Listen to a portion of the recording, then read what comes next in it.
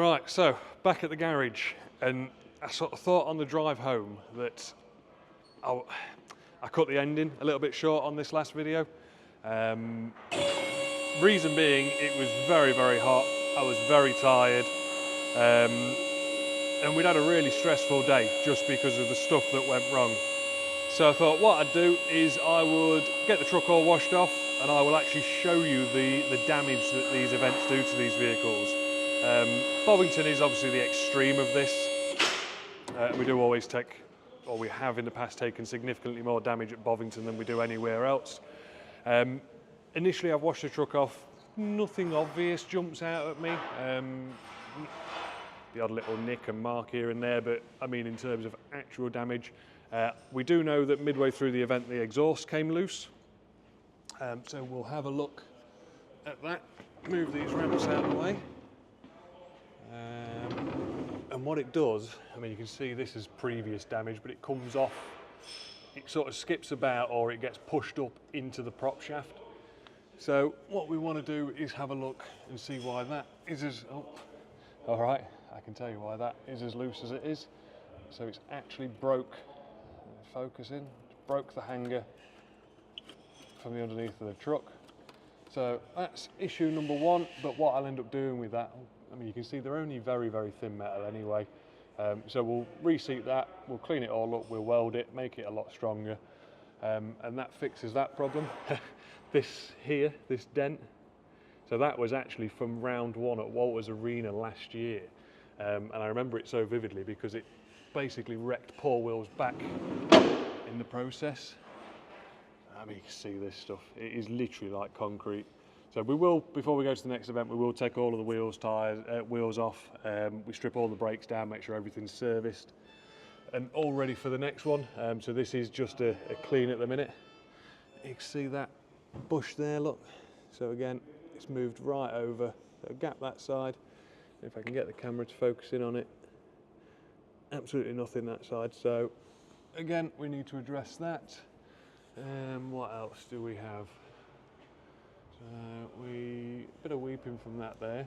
We did have an issue before we left where this bolt had actually, round one at Walters this year, we'd somehow managed to lose the bolt. So that was replaced with a good chunk of Loctite. All of these bearings, you can see, they're not really a sealed bearing, although they've got a sort of rubber boot on them. You can still end up with debris, and so they're all washed out, re-lubed. Full bolt check is what we would normally do as well to make sure that nothing has come loose. I mean, everything up there looks nice and well. The sump guard will need cleaning out as well as the fuel tank guard. So limit strap completely broken off, so that's supposed to be around there. Same as this side here, so you see how that's attached. And the reason what these are for is because we run a heavy duty spring. The springs are actually strong enough to pull the dampers in half. So these limit straps are there to stop the arm being pushed down so far and stop that happening. It also actually makes it a lot quieter, a lot quieter. But yeah, I'm quite happy with that limit strap.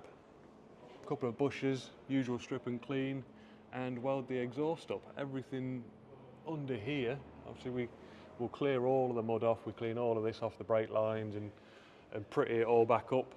You'd be surprised actually, you'd be very surprised actually how much, if we don't clean the mud off, how much it accumulates and how much it weighs, which obviously has a big impact in the way the vehicle sits, the way it rides over the rougher stuff. If we're carrying, I can't remember what it was last year, it was we stripped all the bumpers off. Now bear in mind throughout the year we've cleaned it, we've took wheels off, we've washed them. You know, so it was externally, it looked very, very clean.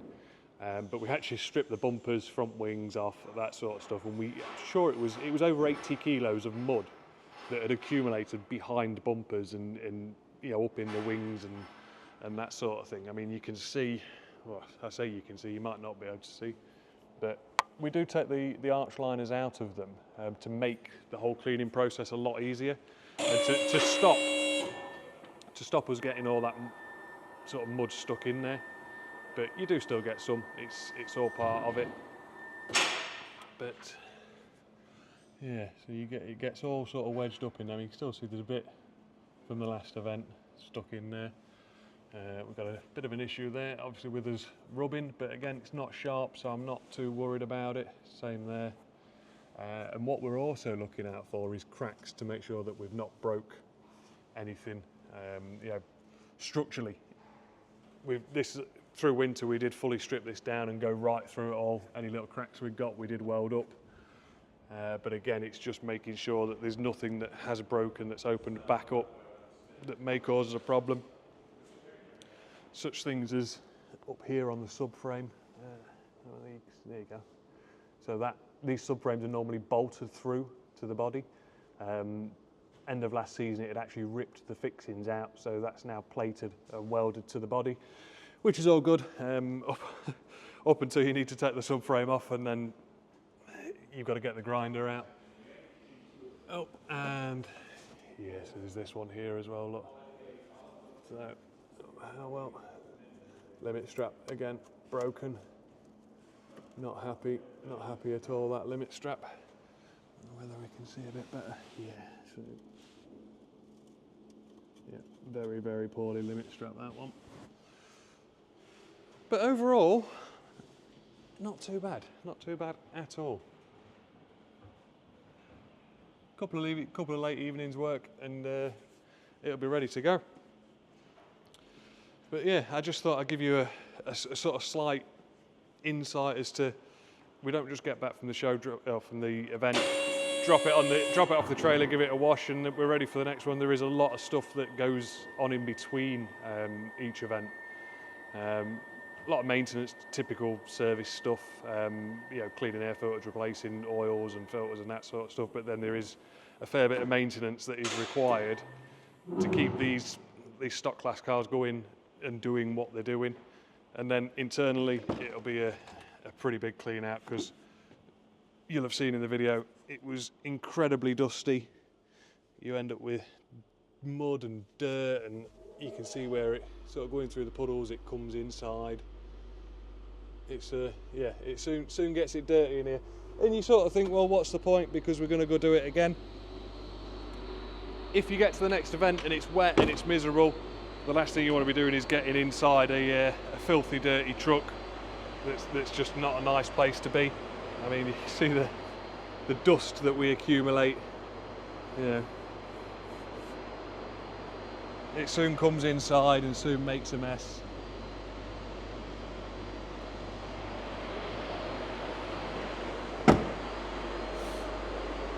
So, but yeah, a bit of prep work and we will be ready for Pickering. So Pickering is our next one. It's a 2-day event. It's still an all-wheel drive club event, but we are running alongside Northern Off-Road Club, which is a same sort of thing. Still our championship points, all of that sort of stuff. So we'll see you at the next one.